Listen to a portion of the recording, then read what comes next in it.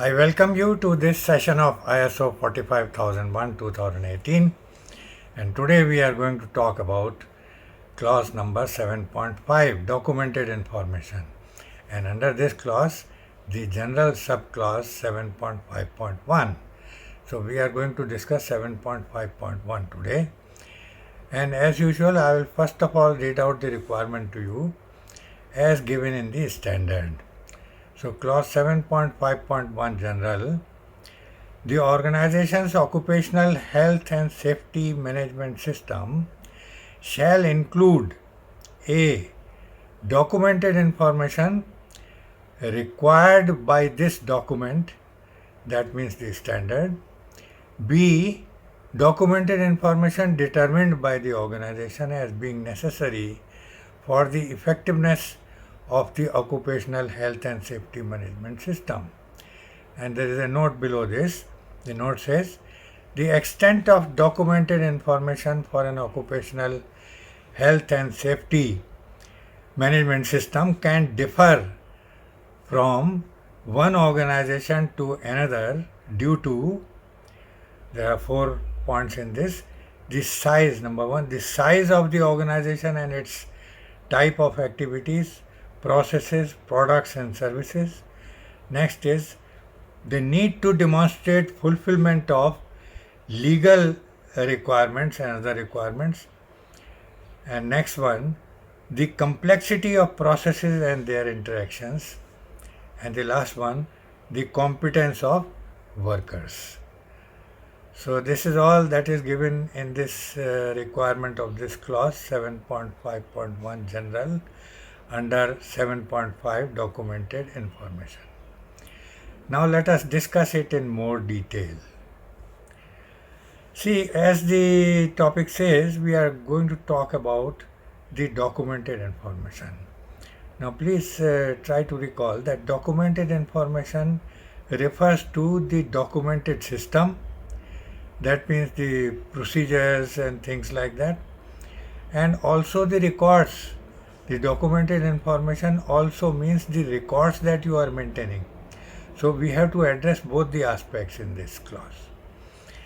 And the clause first of all says that the organization's occupational health and safety management system shall include, number A is documented information required by this document. That means wherever in this particular standard ISO 45001 2018 you find the mention of a procedure or documented information related to the procedure or system related document, that is one aspect. Second is, what are the records, where the standard requires you to maintain records. So both these things have to be taken into account. So that will cover A, the documented information required by this document. So the documented information required by this document will be in 2 parts. One will be the system documents and the other will be the records of the working that is carried out, and the records are maintained, those records. So both the information have to be documented and maintained. And B is documented information determined by the organization as being necessary for the effectiveness of the occupational health and safety management system. That means apart from whatever is given in the standard, whatever is required by the standard, the organization may have to think of more documented information, more documented system, and also records which are not mentioned in the standard but records which the organization feels are necessary to be maintained. So those records have also to be maintained. So documented information determined by the organization as being necessary for the effectiveness of the occupational health and safety management system, that has to be maintained by the organization. And there is a note below this The extent of documented information for an occupational health and safety management system can differ from one organization to the other. Now, there are various reasons of this. A bigger organization will need a different kind of system, documented system, and a smaller one will need a different kind of, because of the manpower availability, and their competence, and the organization which is in place, and the activities and processes which are being carried out. So there are so many aspects on which this thing is going to depend. So the standard says that the very first thing is the size of the organization. If the size of the organization is bigger, then accordingly the organization has to think about the documented system, and that system has to be made accordingly to meet the requirement of that bigger organization, and keeping in view the activities and products of that organization. And if the organization is small, accordingly the system will have to be a smaller system, but addressing the products and services and whatever activities are happening within the organization, the people available and their competence, and keeping all this in view. So that is how the size of the organization is to impact the documented information, and we have to keep it in mind and accordingly come out with the documented information necessary for the particular organization. Now, the next one is the need to demonstrate fulfillment of legal requirements and other requirements. See, the various organizations may have different legal and other requirements to be fulfilled. So, accordingly, whatever is the size of the organization, accordingly, the legal requirements and other requirements have to be assessed, and the system has to be made so that we are able to fulfill those requirements.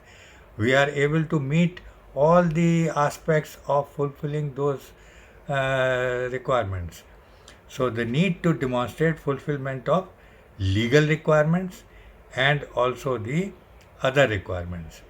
So, this has to be kept in mind, and this will depend on the size of the organization, the kind of the activities which are happening, the competence of the people who are in place, and the environment which is there in the organization. So, there are so many things available on which the organization has to consider this particular need. So, the need to demonstrate the fulfillment of legal and other requirements has to be taken care fully and completely. Now, the next one is the complexity of processes and their interactions. See, in a bigger organization, there could be more complex operations, and the interaction of the processes may be a little complex or a difficult one. So, the system has to be documented accordingly. We have to document the system according to the need of the organization. So, if the complexity of the processes is more, then accordingly the system documented will also, its complexity will also differ. Accordingly, the system will have to be more in detail, more complex, and as the situation demands. And this will depend on the kind of activities which are happening under the organization, and the competence of the people, and so many other aspects, the facilities available, the resources available, the technology available, the kind of customers that you are dealing with, the outside interested parties that you are dealing with. So many things have to be taken into account. And lastly, the competence of the workers. The workers' competence is most important. Whatever activities the organization is doing, whether the organization is small or bigger, the workers' competence plays a very big role in this. If the workers are competent, they need a system which meets their requirement. That means the system can be brief and they are able to understand and take the requirement fully and completely and implement that. So accordingly, the organization will have to document the system, and also maintenance of the records will also be affected depending on the competence of the workers. If the workers are not in a position, they don't have the competence to maintain records, then maybe we have to say that the supervisors level or the engineers level will maintain the records, and accordingly the system will be made to suit that situation. So the competence of the workers also plays a role in deciding what should be the level, what should be the quality of the documented information that the organization is going to maintain. So I hope this total requirement given in this clause is understood by you fully and completely. But if there is anything which is not clear to you, then please uh, give your comment below this video, and I will try to explain the things to you so that things are clear. And also, if you like my videos, please give me a thumbs up, give me a like, and also share my videos with your friends and colleagues. I'll feel very happy if you do so. And please do not forget to subscribe to my channel and also press the bell icon so that as and when I load my video, the information regarding loading the video will reach you in time and you will be able to see my videos without any delay. Thank you very much for watching my videos. Bye bye, and see you again on next Sunday. Bye.